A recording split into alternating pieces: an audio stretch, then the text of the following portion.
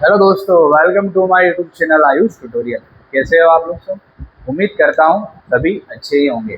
और जो बच्चे अच्छे नहीं है वो मेरे ये वीडियो देखने के बाद अपने आप को अच्छा महसूस जरूर करेंगे, क्योंकि जो फिजिक्स का आपके मन में जो डर है वो मैं खत्म कर दूंगा। और जिस किसी को भी अपनी मंजिल तक पहुँचना है, डाउट है अपने करियर रिलेटेड कि मुझे कुछ समझ नहीं आ रहा है, मुझे जीवन में करना क्या है, तो आप मेरे से संपर्क कर सकते हैं। ऑफलाइन ऑनलाइन दोनों मौजूद मैं रहता हूँ, क्योंकि कई बच्चों को उनकी मंजिल तक मैं पहुंचा चुका हूँ। ऐसा मैं नहीं, वो फ़ोन लगाकर कहते हैं कि सर हम एवरेज बिलो बच्चे थे, हमें कुछ नहीं आता था, कुछ बच्चे तो फेल हो जाते थे। इसके बावजूद आज वो अच्छी अच्छी जगह पर हैं। तो ठीक है, अब ये उनका मेहनत है कि वो वहाँ तक पहुँचे। हमारा तो सिर्फ काम है गाइडेंस देना। पढ़ाने वाले तो आपको लाखों मिल जाएंगे, बट सही जगह तक पहुँचाने वाले आपको बहुत कम मिलेंगे। तो चलिए हम पढ़ते हैं वेक्टर एडिशन एनालिटिक मेथड से। ठीक है, तो बहुत सिंपल चीज़ है। तो ये जो वेक्टर एडिशन है, हमको वेक्टर्स का प्लस करना है। ठीक है, वेक्टर एडिशन हमको प्लस करना है। ये पहले अपन इसमें समझ लेते हैं, फिर हम एनसीईआरटी बुक पर भी चले जाएंगे, वहाँ पर टिक लगा। देखो हम एनालिटिक मेथड से करते हैं। ये डायग्राम जो है बुक से आप लोग देख लेना, मैं खाली समझा रहा हूँ आपको, तो आप लोग ध्यान से देखना। तो एनालिटिक मेथड में क्या है, देखो समझते हैं हम। बहुत सिंपल, हमको एडिशन करना है सिंपल दो वेक्टर का। तो हमने दो वेक्टर मान लिए। पहला वेक्टर हमने ए माना। क्या मान लिया हमने? ए। तो हमने ए वेक्टर यहाँ पर मान लिया है। ए वेक्टर हमारा क्या है? क्या है ए वेक्टर?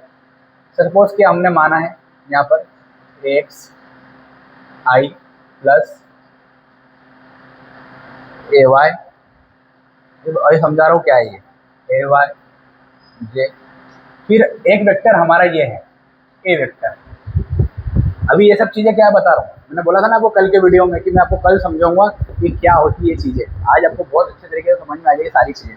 हम सुनते हैं ना, बस ध्यान से एक एक चीज़ बताऊंगा। ठीक है, ये बी वेक्टर है। बी वेक्टर को हम इस तरीके से लिखते हैं, बी एक्स आई कैप प्लस बी वाई जे। अब समझना क्वेश्चन क्या है, वेक्टर एडिशन। मतलब इन दोनों वेक्टर का ए और बी का हमको क्या करना है? एडिशन करना है। क्या करना है? एडिशन करना है। तो दोनों को हम क्या करेंगे? सिंपल सी बात है, एडी करेंगे हम, सिंपल ए और बी लिख देंगे। अब आधो बच्चों के मन में डाउट ये रहता है कि सर ये एक्स क्या है, ये ए वाई क्या है, ये बी एक्स क्या है, ये बी वाई क्या है, ये आई कैप जे कैप क्या है सर, रहता है। देखो समझना, आज समझ लेना कि जो ए रहता है ये वेक्टर रहता है, पूरा वेक्टर। पर जब हम इस वेक्टर के कंपोनेंट लिखते हैं, कंपोनेंट मतलब वैल्यू को तोड़ तोड़ के लिखते हैं, तो वैल्यू को तोड़ने में जब हम एक्स वाई प्लेन की बात कर रहे होते हैं, एक्स वाई प्लेन की बात कर रहे होते हैं, मतलब जो आपका ऑब्जेक्ट है, मान लो ये एक्स एक्सिस है, वाई एक्सिस है, ये दोनों प्लेन पर लाई कर रहा है। मान लो यहाँ पर एक पी पॉइंट है, इस पी पॉइंट पर एक्स और वाई प्लेन पर लाई कर रहा है। तो बेसिकली ये एक्स एक्सिस को भी काउंट करता है और ये वाई एक्सिस को भी काउंट करता है। इज इट क्लियर और नॉट ईच एंड एवरीवन? सो हम अगर बात करें कि ये एक्स एक्सिस है, ये वाई एक्सिस है, ये पी पॉइंट है, और ये पी पॉइंट का कंपोनेंट अगर हमको निकालना है तो एक कंपोनेंट तो यहाँ पर निकलेगा, मतलब एक वैल्यू यहाँ पर। क्यों? क्योंकि अगर हम इसको डेट डैश करके मिलाते हैं तो एक वैल्यू तो यहाँ पर इसकी निकलेगी, इसलिए इसको एक्स का कंपोनेंट बोलते हैं और इसको आई कैप से डिनोट करते हैं। आई कैप का मतलब ये है कि आपका जो ऑब्जेक्ट है वो एक्स डायरेक्शन में मोशन कंडीशन में, और यहाँ पर जे कैप का मतलब है कि आपके जो भी ऑब्जेक्ट की बात कर रहे हैं वो वाई एक्सिस के रिस्पेक्ट में बात कर रहे हैं। मतलब ये जो एक्स आई है और ये वाई जे है, ये आपके यहाँ पर कंपोनेंट के फॉर्म में यहाँ पर टूट जाते हैं, कंपोनेंट के फॉर्म में यहाँ पर टूट जाते हैं। तो हमने दो वेक्टर लिए थे ए और बी। तो हमने जब ए वेक्टर लिया तो मान लेते हैं एक्स एक्सिस में एक्स हो जाएगा कंपोनेंट उसका, और यहाँ पर क्या हो जाएगा? ए वाई हो जाएगा। एक्स हो गया और ए वाई हो गया, ये आई डायरेक्शन और ये वाई कैप, आई कैप और जे कैप। तो ये इस पॉइंट पर अगर हम बात करें ए वेक्टर की, जैसे मान लेते हैं एक ए वेक्टर की बात करते हैं यहाँ पर, तो ये ए वेक्टर जो है ये दो कंपोनेंट पर टूट जा रहा है, एक्स एक्सिस और वाई एक्सिस। अगर मान लेते हैं हम तीन प्लेन की बात करते हैं, तो तीन प्लेन में क्या हो जाएगा? यहाँ पर आगे ए जेड आ जाएगा और यहाँ पर बी जेड आ जाएगा। उसी तरीके से यहाँ पर अगर बी वेक्टर की बात करेंगे, ये कंपोनेंट टूट जाएगा बी एक्स और बी वाई। समझ में आ गई बात? एक्स एक्सिस में जो कंपोनेंट टूटेगा वो एक्स के रिस्पेक्ट में टूटेगा, तो बी एक्स आई आ जाएगा, और यहाँ पर बी वाई जे आ जाएगा। कंपोनेंट सिंपल सा तोड़ना आपको आना चाहिए। तो सिंपल सा आपको सिर्फ याद रखना है कि जब कभी भी कंपोनेंट की बात करेंगे तो किससे बन के आता है? वेक्टर से बन के आता है। किससे बन के आता है? वेक्टर से बन के आता है। और आई और ये सिंबल क्या शो कर रहा है कि पार्टिकल कौन से एक्सिस पे, एक्स एक्सिस पे, वाई एक्सिस पे कि जेड एक्सिस पे। आगे बात समझ। तो चलिए हम इसको, हमारा टॉपिक था vector addition. Vector addition analytic method से करना है। एनालिटिकल मतलब हमको एक एनालिसिस करना है कि भैया क्या वेक्टर एडिशन हो सकता है, ग्राफिकल मेथड का यूज नहीं करना है। तो हमने ए और बी को हमने ऐड किया, जैसे मान लेते हमने ए और बी को ऐड किया तो एक नया वेक्टर आ गया, मान लेते आर। क्या आ गया? आर आ गया। इन दोनों को प्लस किया तो इन दोनों को प्लस कर लेते हैं, क्या आ जाएगा बोलो? एक्स आई प्लस ए वाई जे प्लस बी एक्स आई प्लस बी वाई जे। तो बी एक्स आई कैप प्लस बी वाई जे। बोलो समझ में आ गई बात? अब अगर हम बात करते हैं आर की, बात करते हैं तो देखो हम क्या कर सकते हैं, जो ये वेक्टर्स है हमने पढ़ा है पहले, कल हमने पढ़ा था कि कम्यूटेटिव और एसोसिएटिव प्रॉपर्टी को फॉलो करना, मतलब इसको हम ऐड और सेपरेट अपने हिसाब से रीअरेंज कर सकते हैं। कम्यूटेटिव प्रॉपर्टी को फॉलो करते हैं मतलब ए प्लस बी किसके बराबर होगा? बी प्लस ए के। मतलब आप इधर उधर एक्सचेंज कर दोगे कोई फर्क नहीं पड़ने वाला, ए प्लस बी को बी प्लस ए लिखा जा सकता है वेक्टर में। तो यहाँ पर हम एक्स एक्स वालों को साथ में लिख रहे हैं और वाई वाई वालों को साथ में लिख रहे हैं। तो ये हो जाएगा ए एक्स आई प्लस बी एक्स आई प्लस ए वाई जे प्लस बी वाई जे। अब इसमें से आई और आई कॉमन निकाल लो, तो ए एक्स प्लस बी एक्स आई प्लस ए वाई प्लस बी वाई। समझ में आ गई बात? तो ये हमारा रिजल्टेंट वेक्टर आ गया है कि आई डायरेक्शन में ये दो कंपोनेंट मिलकर चलेंगे, ये डायरेक्शन में ये दो कंपोनेंट मिलकर चलेंगे। इसका मतलब हम इसको अगर आर एक्स सपोज करें तो यहाँ पर जो हमारा रिजल्टेंट निकल के आता है ये आर एक्स निकल के आता है, आई ऐसा कैसा और ये ऐसा कैसा क्या हो जाएगा? आर वाई हो जाएगा। ये हमारा हो गया रिजल्टेंट वेक्टर। समझ में आ गई बात? तो हमने यहाँ पर साइड में आप लोग लिख सकते हो कि हमने ए एक्स प्लस बी एक्स को क्या सपोज किया है? हमने आर एक्स सपोज किया है, और हमने ए वाई प्लस बी वाई को क्या सपोज किया है? आर वाई सपोज किया। तो ये हमारा खत्म हो गया वेक्टर एडिशन। पर अभी हमने सिर्फ दो प्लेन की बात करी है, तो आप लोग हमेशा याद रखना जब भी कोई दो वेक्टर को हमको तोड़ के लिखना है तो हम इस दो तरीके से कंपोनेंट में तोड़ के लिख सकते हैं। Is it clear? अब इन दो तरीके से हम तोड़ के लिख सकते हैं, ए एक्स और ए वाई। दो में क्यों लिखा? क्योंकि हमने एक्स वाई प्लेन की बात करी। बट अगर हम और इनको हम प्लस कर देंगे, सिंपल रीअरेंज कर देंगे, एक्स एक्स वाले साथ में, वाई वाई वाले साथ में, क्योंकि भैया एक्स एक्स वाले भाई ये दोनों, वो दोनों साथ में चलेंगे ना, और वाई वाई वाले दोनों भाई है तो वो भी दोनों एक ही एक्सिस प्लेन पे चलेंगे, अपने एक्सिस पे चलेंगे, वो भी दोनों अपने अपने भाई है। तो ये दोनों बड़े पापा के लड़के हैं, ये दोनों अपने अंकल के लड़के। पर आखिरी में देखो दो बड़े पापा के लड़के एक्स एक्स वाले, वाई वाई वाले अंकल के लड़के, पर आखिरी में तो सब मिलके चल रहे हैं। रिजल्टेंट हमेशा मिलकर ही आएगा, R x I plus are Y. ये क्लियर ईच एंड एवरीवन?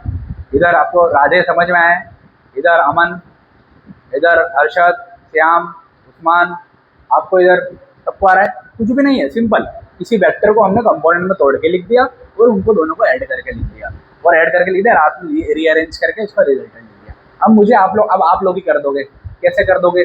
आप लोग मुझे ये बताओ कि यहाँ पर एक्स एक्स और वाई वाई वाले हैं, यहाँ पर दो प्लेन की बात कर रहे हैं, अब तीन प्लेन की बात करेंगे तो यहाँ पर आगे एक एक जोड़ते जाएंगे। जैसे कैसे? जैसे यहाँ पर ए एक्स आई प्लस ए वाई है, तो अब यहाँ पर क्या हो जाना है बोलो? ए जेड के, क्योंकि एक्स एक्सिस को आई कैप से रिप्रेजेंट करते हैं, एक्स एक्सिस को आई कैप से रिप्रेजेंट करते हैं, वाई एक्सिस को जे कैप से रिप्रेजेंट करते हैं, और जेड एक्सिस को के कैप से रिप्रेजेंट करते हैं। ये आगे और हम पढ़ने वाले हैं, अब बेफिक्र रहे, बिंदास रहे।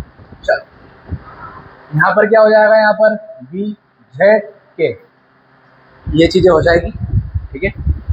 अब क्योंकि हमने यहाँ पर एक्स वाई और जेड प्लेन तीनों की बात करी, तीनों एक्सिस की बात करी, मतलब हमारा जो पार्टिकल है, हमारा जो ऑब्जेक्ट है वो तीनों एक्सिस पर लाई कर रहा है। अभी हमारा जो पार्टिकल था वो दो एक्सिस पर ही लाई कर रहा था पिछले वाले में, अब तीन में कर रहा है तो तीन कंपोनेंट तोड़ने पड़ेंगे। अब यहाँ पर भी आपको तीन चीज़ें लिखना पड़ेगी। तो देखो यहाँ पर क्या आ जाएगा? प्लस करेंगे अपन ऊपर, यहाँ पर ए जेड के प्लस, फिर ये आ जाएगा यहाँ पर क्या आ जाएगा? B Z. अब के वाले साथ में लिख देंगे सर, के वाले साथ में लिख देंगे सर, तो क्या करेंगे? ये बी एक्स वाले हैं, ये ठीक है। यहाँ पर हमने क्या किया है? एक्स वाले साथ में लिखे हैं, ठीक है ना, कोई दिक्कत नहीं। एक्स वाले का साथ में लिख, ठीक है ना, एक्स वाले साथ में है, वाई वाले साथ में है। अब ये जेड वाले इनको इधर लिख दो साथ में, क्या हो जाएगा ए जेड के बी जेड के, ऐसा हो जाएगा। बोलो हो जाएगा कि नहीं हो जाएगा? अमन आ रहा हो तो ऐसा करते जाना। अब सिंपल हो गया है, यहाँ पर से के कॉमन निकल जाएगा, अंदर बच जाएगा A Z plus B Z, के कॉमन। और यहाँ पर ए जेड और बी जेड को हमने मान लिया है R X Y Z Z, तो हम इसको मान लेंगे जेड। तो ये कितना हो जाएगा हमारा, ये हो जाएगा, ये हो जाएगा, क्या हो जाएगा आर जेड। समझ में आ गई बात? तो ये बात आपको याद है, मतलब जो रिजल्टेंट हमारा निकल के आएगा वो आर एक्स आई के प्लस आर वाई जे के प्लस आर जेड के निकल के आएगा। ये 3 डायमेंशन की बात करें तो। अब ये तो बात करें एडिशन की। अगर मान लो आपको किसी चीज़ को सब्ट्रैक्ट करना है, माइनस करना है, तो भी आप लोग कर सकते हो, सिंपल बीच में माइनस आ जाएगा। समझ मेरी बात? जैसे यहाँ पर हमने हमारा जो एक्स एक्सिस आया था कितना आया था रिजल्टेंट, आर एक्स आई प्लस आर वाई जे। ये जब हमने 2 प्लेन की बात करी, एक्स वाई प्लेन की बात करी, जब ये हमारा रिजल्टेंट आया था। जब हमने तीनों प्लेन की बात करी तो हमारा आंसर ये आ गया था, ठीक है? क्या आ गया था, आर एक्स आई के प्लस आर वाई जे के प्लस आर जेड के। ये एक्स वाई जेड प्लेन की अगर बात करें। अब अगर हम बात करें कि हमको अगर माइनस करना है, तो अपन ने मान सपोज करते हैं, मान लेते हैं कि 3 वेक्टर लिए ए बी सी। अब ये तीनों वेक्टर के कंपोनेंट कैसे तोड़ेंगे? 3 एक्सिस में बात कर रहे हैं, एक्स वाई जेड प्लेन की बात करें। आप बताओ, अमन बताओ, इधर कशिश, कोई भी बता दो, हर्षवर्धन, अंगद, इधर, हाँ अंगद बता रहे है ना भैया, मोहित, हाँ इधर, इधर ऑनलाइन में कोई कमेंट करो भैया, कमेंट करके बताओ। सिंपल है ना भैया, क्या हो जाएगा एक्स आई प्लस ए वाई जे प्लस ए जेड। बोलो शैली समझ में आया कि नहीं आया? हमारे विमला गवर्नमेंट स्कूल में शैली है ना, वो हमेशा मतलब पढ़ाई के लेके एकदम अग्रसर आगे बैठती है और पढ़ते रहती है एकदम ध्यान से। इधर यश आ रहा ना? हाँ आना ही चाहिए भैया। अरे जो ऑनलाइन है उनके नाम तो नहीं जानता, और अपने अपने नाम सभी जन बोल दो ना गाइस, तो गाइस में समझ जाया करो कि मेरे प्यारे बच्चों, सबसे बड़े मेरे प्यारे बच्चों, आपको आ रहा है ना, आना ही चाहिए। देखो एक बार जब मैं पढ़ा रहा हूँ अच्छी बात है, एक बार मेरे पढ़ाने के बाद आप खुद भी पढ़े, जैसे याद एक बार खुद पढ़ लोगे ना बेटा, मैं गारंटी सच कहता हूँ किसी को भी समझा के आ जाओगे, ये तो गारंटी। बी का क्या हो जाएगा भैया, बी एक्स आई plus B Y Z plus B Z के। सी का क्या हो जाएगा, सी एक्स आई plus C Y Z plus C Z. अब हमको मान लो निकालना है A plus B minus C, मतलब प्लस भी है और माइनस भी है, तो हम माइनस भी कर सकते हैं। तो देखो हमने इन तीनों को साथ में लिखेंगे, बस यहाँ पर सी वाला आखिरी वाला माइनस में, इसलिए प्लस किया, क्या आ जाएगा माइनस। इसका जो रिजल्टेंट निकल के आएगा वो निकल के आएगा आर एक्स आई plus R Y J minus R J. ये हमारा रिजल्टेंट निकल के आएगा। चाहो तो आप लोग सॉल्व करके देख सकते हो। ये ए की वैल्यू यहाँ पुट करो, ये बी की वैल्यू यहाँ पुट करो, ये सी की वैल्यू यहाँ पुट करो, सबको इकट्ठा लिख दो, और आखिरी में जो हमारा आंसर निकल के आएगा वही निकल के। अच्छा ठीक है, तो चलिए हमारा ये जो वेक्टर एडिशन वाला जो टॉपिक था वो फिनिश हो चुका है।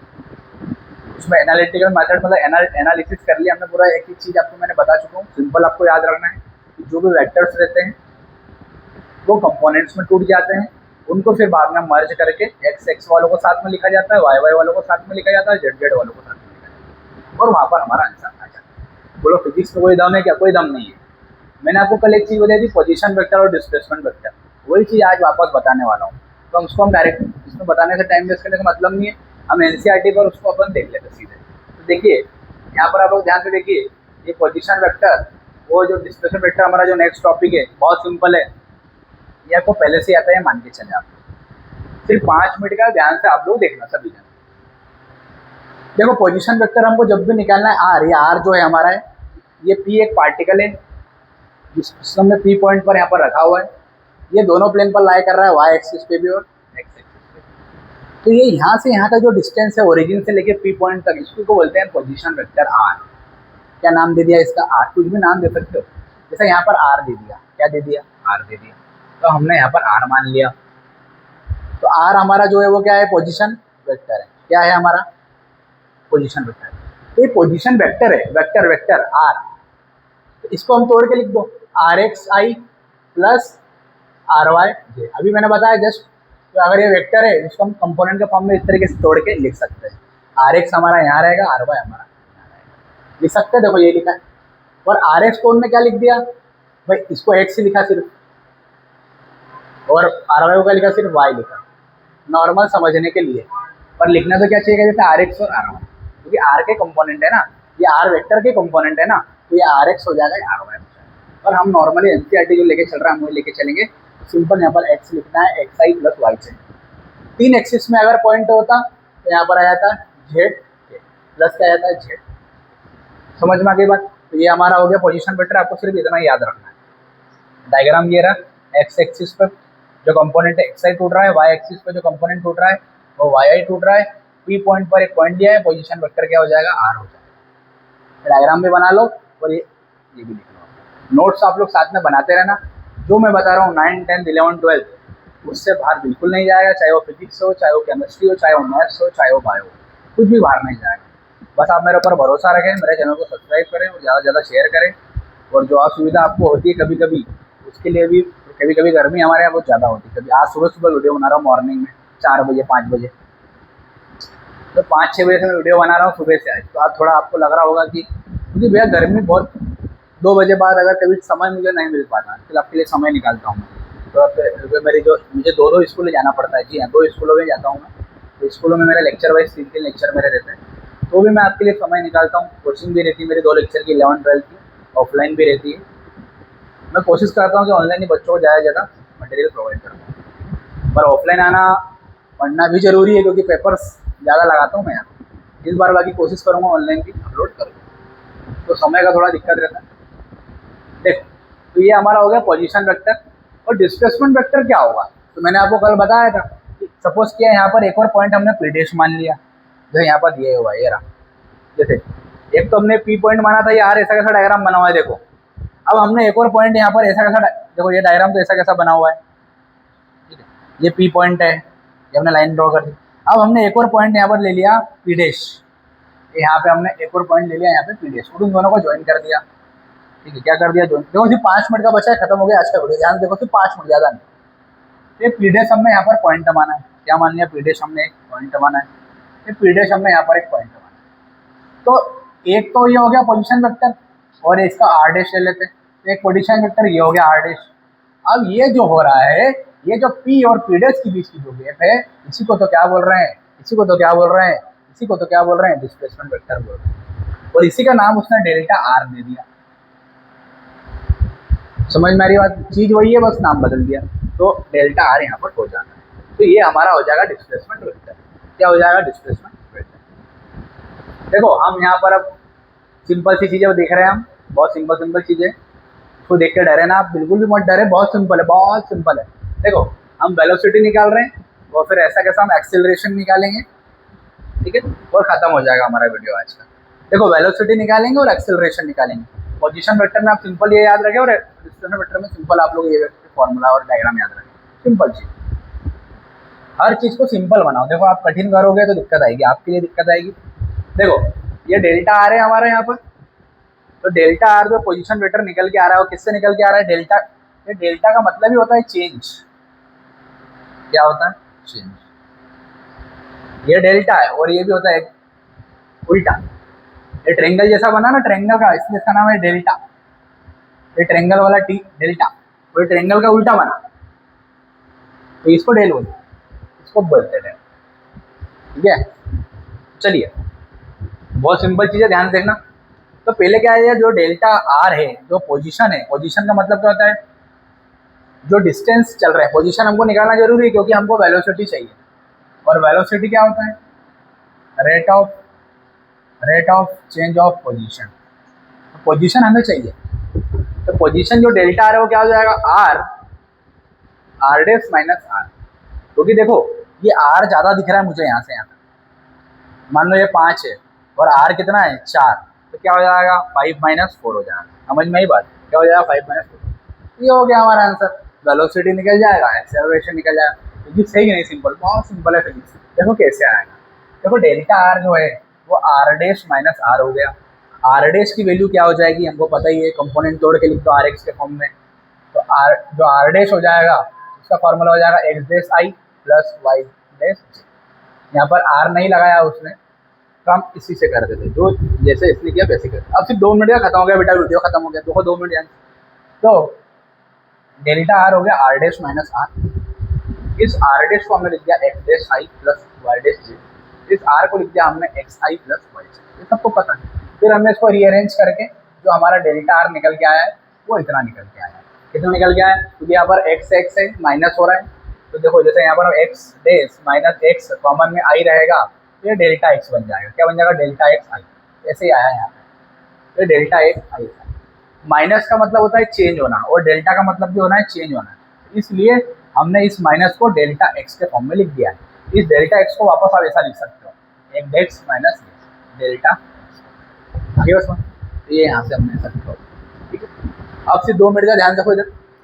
ये हमारा आ गया है, इसको हमने डेल्टा आर लिख दिया है। ठीक है, ये चीज़ हो गई हमारी। अब जो डेल्टा यहाँ पे लिखा भी है, देखो डेल्टा एक्स को एक्स डैश माइनस एक्स, तो डेल्टा वाई को वाई डैश माइनस एक्स, पहले बता चुका हूँ। अब देखो वेलोसिटी हमारा निकल जाएगा और खत्म हो गया। वेलोसिटी क्या होता है, rate of change of position. Rate हमने ऐसा कैसे लिखा, डेल्टा टी, टाइम में भी तो कुछ चेंज हुआ होगा। फिर हमने आर की वैल्यू यहाँ पर ऐसे कैसे उठा के यहाँ पर रखी, क्या लिखी, डेल्टा एक्स आई प्लस डेल्टा वाई। फिर हमने क्या किया यहाँ पर, ये डेल्टा टी को एक बार इसके साथ लिख दिया और एक बार डेल्टा टी को इसके साथ तोड़ के लिख दिया। लिख सकते हैं ऐसा, जैसे ऐसा रहता है 5x/2 5y ऐसा, तो इसको अपन ऐसा लिख सकते हैं।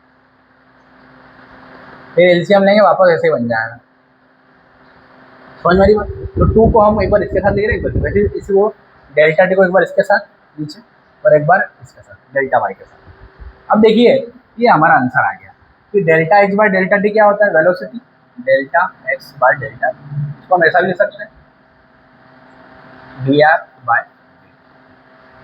ये डिफरेंशिएशन बोलते हैं। ये डी बाई डी टी को क्या बोलते हैं, differentiation with respect to time. क्योंकि वेलोसिटी क्या होती है, स्पीड विद डायरेक्शन, और हम किसी स्पीड में भागेंगे, किसी वेलोसिटी से भागेंगे तो पोजीशन में चेंज आएगा और टाइम के साथ। तो रेट ये भाग रहा हूँ, ये पोजीशन चेंज हो गई, देखो ना भागता हूँ, ये भागा, ये जरा पोजीशन चेंज हो गई टाइम के रिस्पेक्ट, तो rate of change of position. तो rate of change of position x के लिए आ गया we x, rate of change of position y के लिए आ गया वी वाई।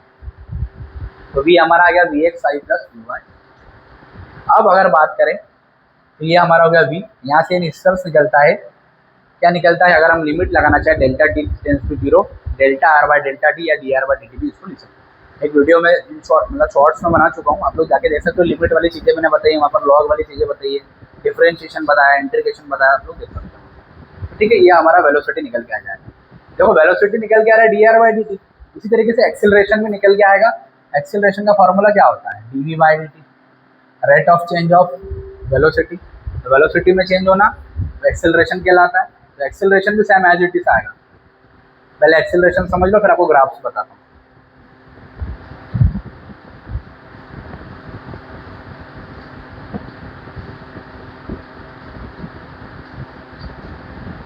चलिए देखो, यहाँ पर एक चीज़ और यहाँ पर दी हुई है कि अगर आपको मैग्नीट्यूड निकालना है, क्या निकालना है, अगर वेलोसिटी का मैग्नीट्यूड मतलब वेलोसिटी की वैल्यू निकालना, मैग्नीट्यूड को निकालना मतलब वैल्यू निकालना, मैग्नीट्यूड का मतलब होता है वैल्यू। तो वैल्यू आप कैसे निकालोगे, कंपोनेंट में टूटे होंगे वो, तो कंपोनेंट की वैल्यू निकालना थोड़ी मुश्किल हो जाती है। इसलिए एक फार्मूला यहाँ पर दिया गया है, कैसे निकालेंगे। अगर 2 कंपोनेंट वहाँ पर रहेंगे, तो 2 कंपोनेंट अगर वहाँ पर रहेंगे तो हमको क्या करना है, वी एक्स और वी वाई, तो वी एक्स और वी वाई हमको लेना है। 3 कंपोनेंट रहेंगे तो वी एक्स वी वाई और वी जेड हमको लेना है।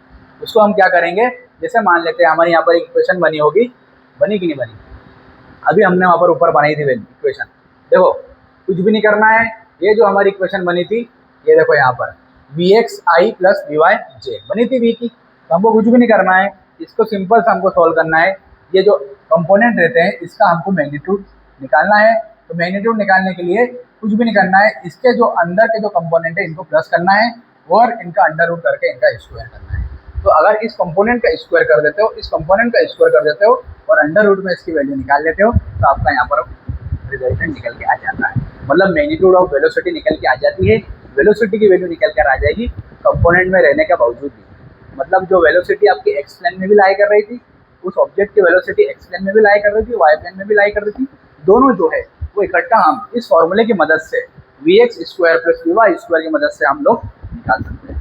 अब अगर हम बात करें, ये तो हो गया हमारा वेलोसिटी का, ठीक है। यहाँ पर इस तरीके से मैग्नीट्यूड निकालना यहाँ पर आपको आना चाहिए, v equal to under root V X square plus we Y square. पर अगर आपको डायरेक्शन निकालना है, ये तो हो गया मैग्नीट्यूड की बात, ये मैग्नीट्यूड है।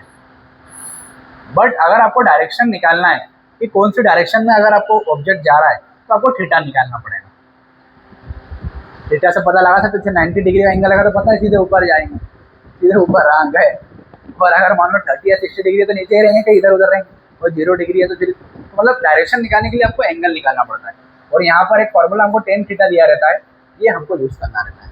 तो टेन थीटा जो हमारा रहता है, ये परपेंडिकुलर अपॉन बेस होता है।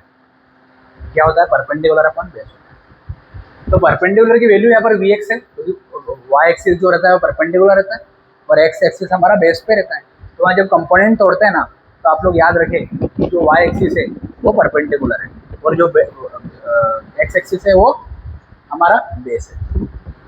सिर्फ 2 मिनट और पढ़ाऊंगा, वीडियो हमारा खत्म हो गया आज का। फिर आपको जो करना है वो करो, बस एक बार जो पढ़ा है उसको पढ़ लेना। ये एक्सेलरेशन और आ रहा है और हमारा वीडियो आज का खत्म। फिर कल हम नया टॉपिक पढ़ेंगे। चलिए, तो थीटा निकालना है। थीटा निकालने के क्या निकालना पड़ेगा? Tan theta. परपेंडिकुलर क्या है? वी एक्स और बेस क्या है? V R, V X, V Y upon we x.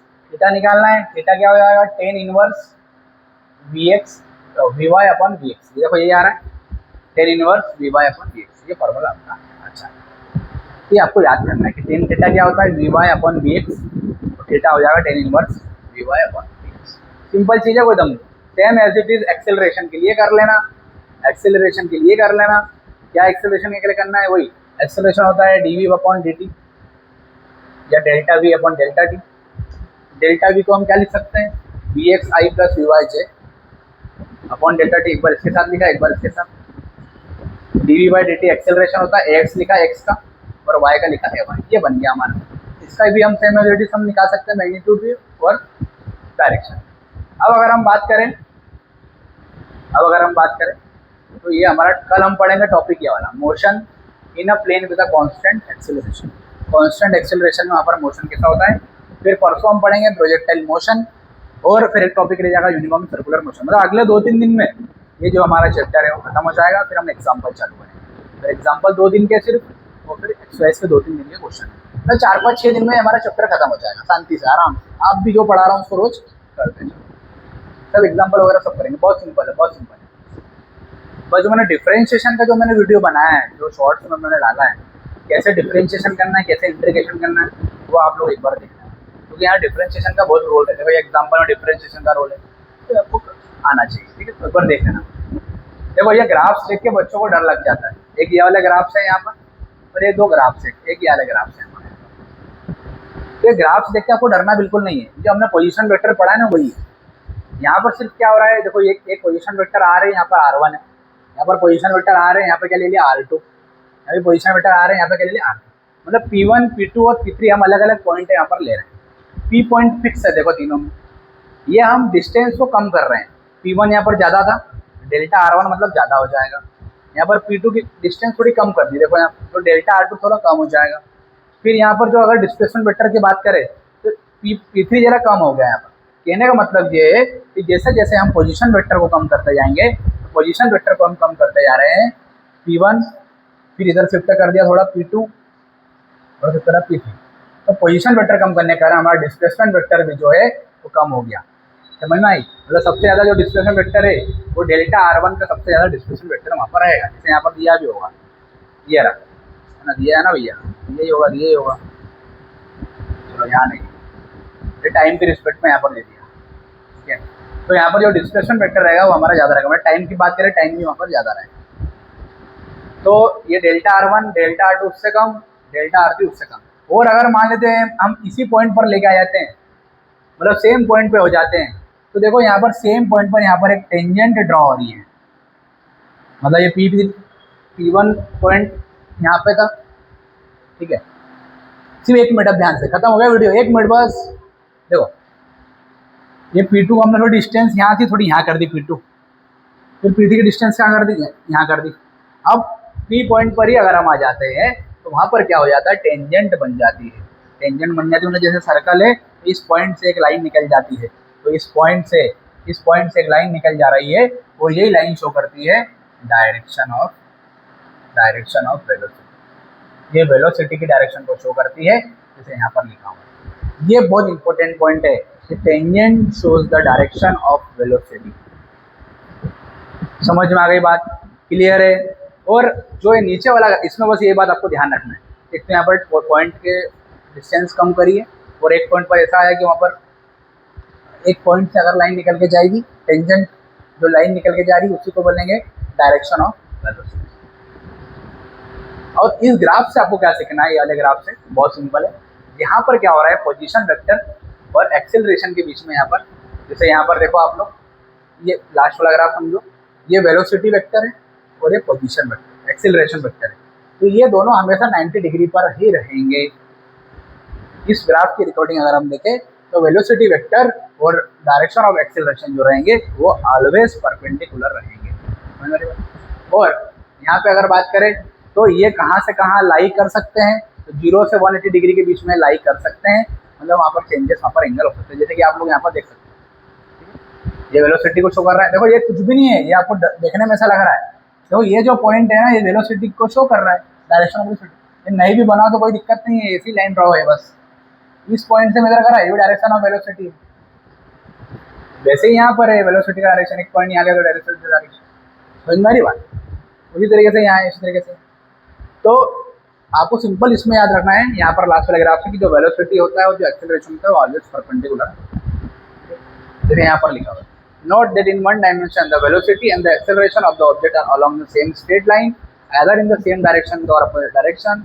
However, for a motion in 2 or 3 dimensions, velocity and acceleration vector may have angle between.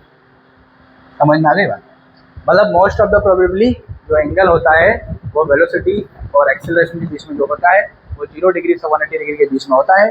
पर ये डायग्राम की अगर बात करें तो यहाँ पर कितना डिग्री, इन दोनों के बीच में 90 डिग्री के एंगल इनके बीच में ऑलवेज रहेगा। ऐसा डायग्राम अगर आपको देखने को मिलेगा, ऑलवेज 90 डिग्री वहाँ पर बिंदास लगा देना। देखो यहाँ पर वेलोसिटी दिख रहा है, मतलब आपको बाद का वेलोसिटी निकालने की जरूरत नहीं है, ये वेलोसिटी हो गया, पूरे डायरेक्शन ऑफ एक्सेलरेशन हो गया। तो आज हमने 3-4 चीज़ें पढ़ ली है। क्या क्या पढ़ा है हमने आज हमने पढ़ा है वेक्टर एडिशन, एनालिटिक मेथड से पढ़ा है, XY प्लेन में पढ़ा है, फिर XYZ प्लेन में पढ़ा है, फिर माइनस करके भी हमने रिजल्टेंट वेक्टर निकाला, RXI plus RYJ minus RZ। उसके बाद हमने पोजिशन वेक्टर पढ़ा, क्या होता है, R होता है XI प्लस YJ, 3 एक्सिस में होगा तो XI plus YJ plus ZK। तो पोजीशन वेक्टर जब भी आपको R दिखेगा, बिंदास आपको आँख मीच के ये लिखना है XI plus YJ plus ZK। कुछ याद रहे ना रहे, ये चीज़ आपको याद रहना चाहिए। अरे सारी चीज़ें भूल जाना, बाद में कुछ काम में नहीं आएगा, पर ये चीज़ काम में आएगी कि R पोजीशन वेक्टर को कैसे लिखा जाता है, RXI plus RYJ plus RZK, या NCERT ने कैसा लिखा है, XI plus YJ plus ZK। अब उसके बाद रिजल्टेंट वाला सॉल्व किया, फिर कुछ ग्राफ से देखे, फिर वेलोसिटी का फार्मूला बनाया, वेलोसिटी का मैग्नीट्यूड निकाला। वेलोसिटी का फार्मूला क्या बना, total Vxik plus Vyj। 3 axis की बात करेंगे, Vxik plus Vyjk plus Vzk। अगर उसका मैग्नीट्यूड निकालेंगे तो हम अंडर रूट कर देंगे, Vx square plus Vy square plus Vz square. ऐसे एक्सेलरेशन में होगा dV/dt डेल्टा V/t। उसके बाद हमने ग्राफ से देखे, यहाँ पर ये देखा कि जो वेलोसिटी वेक्टर होता है और जो एक्सेलरेशन वेक्टर होता है वो 0 डिग्री से 180 डिग्री के इसके एंगल के बीच में लाया करता है, और इस तरह के ग्राफ दिखेगा तो ये 90 डिग्री का यहाँ पर एंगल रहेगा। फिर कल हम पढ़ेंगे motion in a plane with a constant acceleration. तो जब तक के लिए आपको जो करना है वो करो, बस जो पढ़ाया है। कभी कभी आधा घंटे का वीडियो भी रहता है, कभी 20 मिनट का भी रहता है, जैसे कल हमारा 15-20 मिनट में जाएगी टॉपिक, परसों प्रोजेक्टिव मोशन है वो आधा घंटा का रहेगा, फिर उसका अगला जो टॉपिक है वो फिर 10 मिनट का रहेगा, यूनिफॉर्म सर्कुलर मोशन। तो हमारे जो वीडियोस है कभी 10 मिनट, कभी 20 मिनट, कभी 30 मिनट, ये होते रहता है। मतलब आपको आधा घंटा लेके चलना है, आधा घंटा पढ़ने का और आधा घंटा आपको खुद से पढ़ने का। सिर्फ 1 घंटा फिजिक्स आपको रोज पढ़ना है। मैं वादा करता हूँ पूरे आउट ऑफ मार्क्स आएंगे आपके 9, 10, 11, 12 सब। तो आप मिलेंगे हमारे अगले वीडियो में। बस आप मेरे चैनल को सब्सक्राइब करें ताकि आपको सबसे पहले नोटिफिकेशन मिल जाए और ज़्यादा से ज़्यादा वीडियो को शेयर करें।